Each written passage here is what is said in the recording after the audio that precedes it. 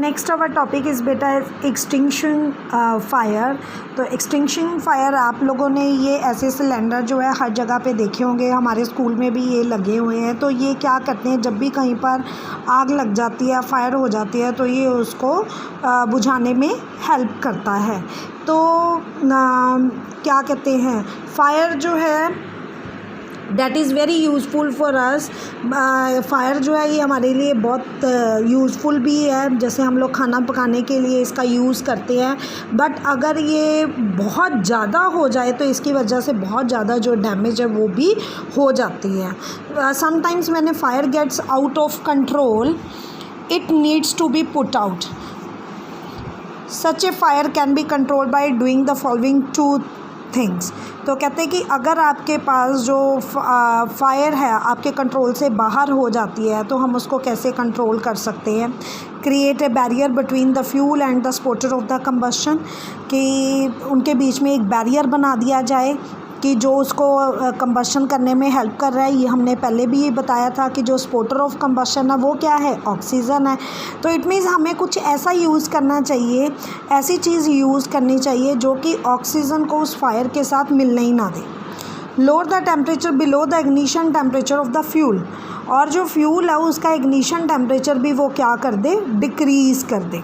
इसीलिए जहाँ पे आग लगी होती है तो वहाँ पे पानी से उस आग को, जो फायर है उसको बुझाया जाता है, या मिट्टी डाल के उस फायर को जो है वो बुझाया जाता है। और एक हमने एक्सपेरिमेंट किया था ना बेटा कैंडल वाला, कि आपने एक कैंडल जलाई और उसके ऊपर आपने गिलास, बाउल या कुछ भी रखा है तो वो कैंडल क्या हो जाती है, बुझ जाती है। अब वो कैंडल क्यों बुझी, क्योंकि वहाँ पे कौन सी गैस बन गई, कार्बन डाइऑक्साइड। तो साइंटिस्ट ने सोचा कि कार्बन डाइऑक्साइड जो है वो आग बुझाने का काम कर रहा है, ऑक्सीजन आग जलाने का काम कर रही है। देखो दोनों गैसेस, हम भी तो ऑक्सीजन क्या करते हैं, हम ऑक्सीजन लेते हैं, इनटेक करते हैं और बाहर क्या निकालते हैं, कार्बन डाइऑक्साइड। तो कार्बन डाइऑक्साइड जो है वो आग बुझाने का काम करते हैं। इसीलिए तो जब हम कैंडल जलाते हैं, हम फूंक मारते हैं ना, तो वो कैंडल क्या हो जाती है, बुझ जाती है। होता है ना ऐसा। अब आपको पता चला वो क्यों बुझी, क्योंकि आपके माउथ से कौन सी गैस एक्सहेल हुई है, carbon dioxide.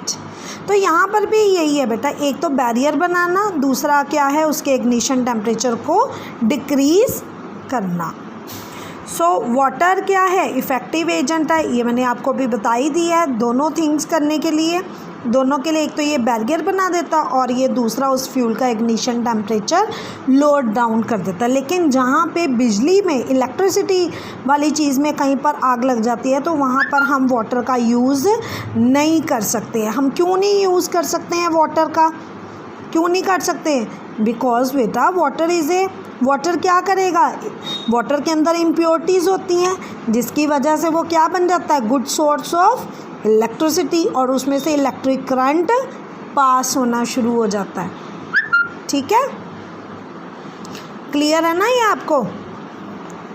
So water is not suitable to extinguish petrol fire, because electrical fires और जो पेट्रोल फायर्स है उसके अंदर वाटर का यूज़ नहीं किया जाता है, because petrol is lighter than water, क्योंकि पेट्रोल क्या है, वाटर से हल्का है, and it floats on of the water, और ये पानी के ऊपर क्या करेगा, फ्लोट करेगा।